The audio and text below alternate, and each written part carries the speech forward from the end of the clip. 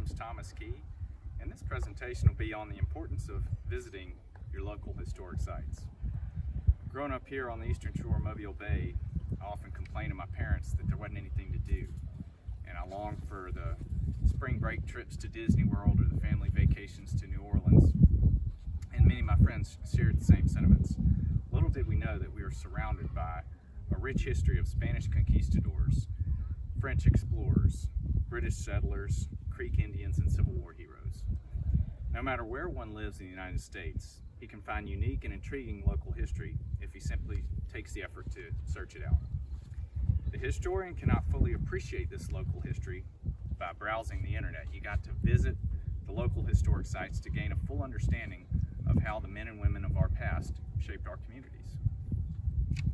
As a high school history teacher, one of my goals is to open the eyes of my students to the history around us. Many of the students live in places such as Spanish Fort, Blakely, and Fort Morgan, and all of these are not only sites of significant Civil War engagements, but also have a rich history of ship commerce. A lot of the students live on streets such as Canby Drive and Sibley Square and Jackson Oak Lane. Baldwin County named these streets after heroes that we can find in our history books. I want to train the students to not blindly drive by these sites and by these streets, but to dig into the history. They should ask the questions why they live on a street named after General Canby. I hope they investigate why settlers established the town of Fairhope, why they came all the way down from Iowa to establish a single tax colony. And I hope that this spring break, a lot of the students, instead of just going to the beaches and Gulf Shores, will take the extra 20 minutes and drive down to Fort Morgan and explore their history. I stand here on the ramparts of Fort Morgan. You can see Mobile Bay behind me, and this is in Baldwin County, Alabama. And the federal government built this fort in 1833 for protection against a British or Spanish invasion. It was a reaction to the War of 1812. The government realized we needed more secure ports and coastlines. The fort, along with Fort Gaines, that you can see on the other side of the bay, guards the entrance to Mobile. So to my south is the Gulf of Mexico, and to the north is the rest of the bay and the city of Mobile.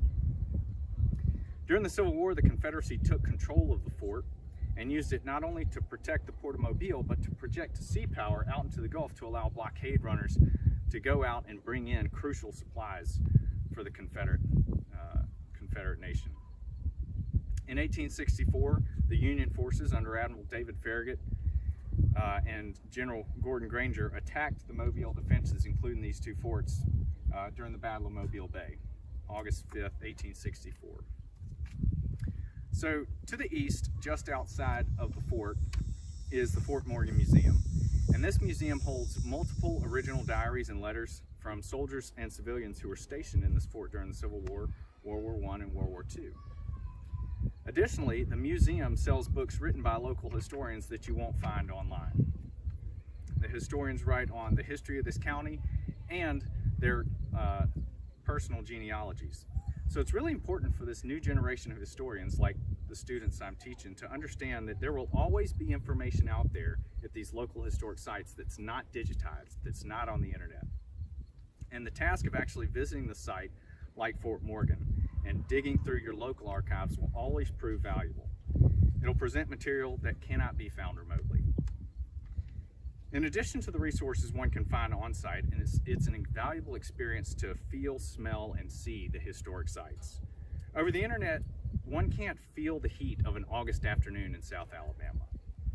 You can't hear the cicadas chirping as the sun goes down at night. You can't see the ship channel that Admiral Farragut had to pass through as the guns were bearing down on him in the Battle of Mobile Bay. Historians can only experience these things through a first-hand visit to your local historic sites.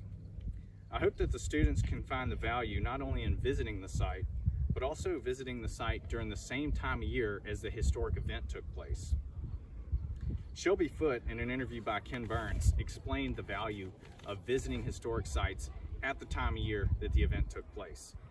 He gives an example of when he goes and visits Gettysburg. He always goes in July, the same time as the battle in 1863. Because he explains if you visit the battlefield during the winter time, the foliage is different, noise travels differently, And also, if you can imagine something like Pickett's charge, it would have been very different if those Confederate soldiers had to run that mile through the snow as opposed to an open field. So today I want to take you on a tour of Fort Morgan to visit some sites that can only be fully appreciated with an in-person visit. So our first site is the view of the Mobile Bay Channel, the entrance to Mobile Bay. So to my south I've got the Gulf of Mexico, the north is Mobile Bay, the city of Mobile is straight ahead, and right across is Fort Gaines. So behind me you can see how narrow the entrance is to Mobile Bay.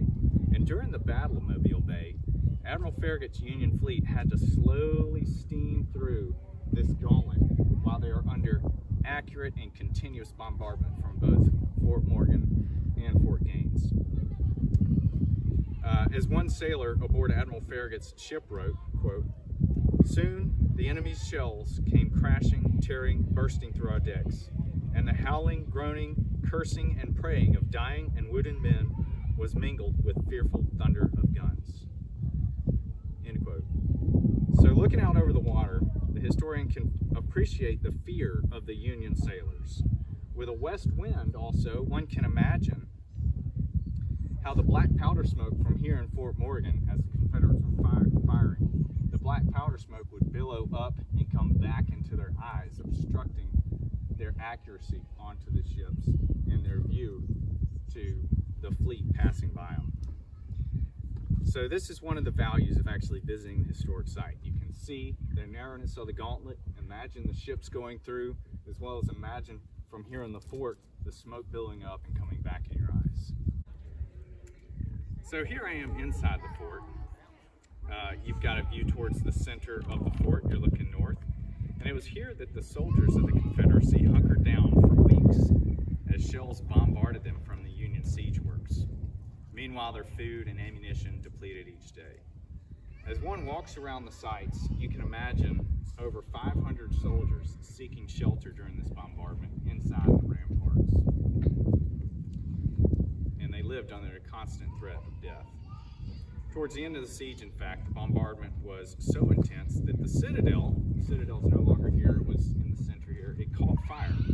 And General Page, the commander of the fort, ordered the soldiers to dump the powder magazines into the cisterns in order to prevent an explosion. You can see behind me where the cisterns used to be. And as one soldier put it, dumping the powder into the cisterns, quote, "This was a terrible job. The powder was in kegs. These we had to roll under the flames of the citadel and knock the heads in, then pour the contents into the cisterns.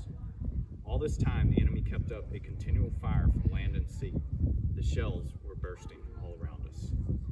By 1 o'clock, we had all the powder underwater.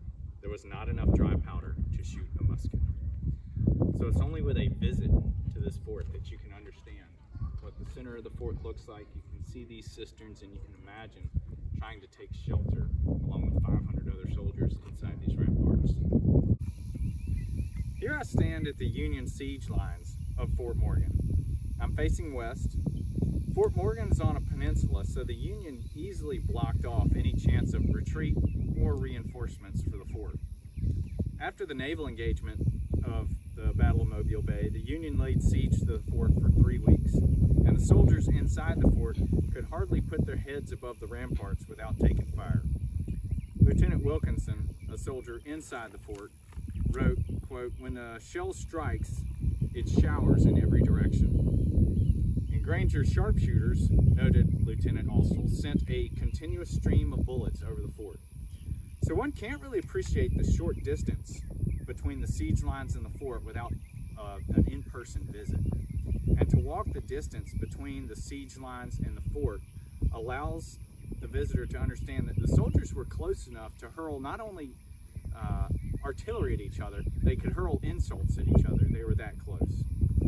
So once again, the benefit of an in-person visit to your local historic sites. Thank you. As our last spot, here I stand in front of the Fort Morgan Museum. And inside, the curator has diaries and other first-hand accounts available for sale. These are not available on the internet. Additionally, the curator and the fort guide are a wealth of information. they can tell you stories that you would also not find on the internet. And they've walked this site so many times, they can show you interesting artifacts that are not digitized. Additionally, inside the museum are photographs and paintings that truly capture some of the moments of the battle. So once again, the importance of visiting your local historical sites. So in conclusion, a visit to your local historic site is invaluable. Some things, such as the feel of a cannonball, the heat of the South Alabama August day, and the smell of sweat and black gunpowder, you just can't understand without visiting the local site. In addition to the tactile benefits of a visit, local historic sites have research materials that aren't digitized. Photographs, letters, and diaries are valuable primary documents that help local historians understand how the men and women of the past shaped our communities. Internet research is an excellent tool, and it is really advanced historical research, but it's just one of many tools that a historian needs to comprehend and appreciate an event.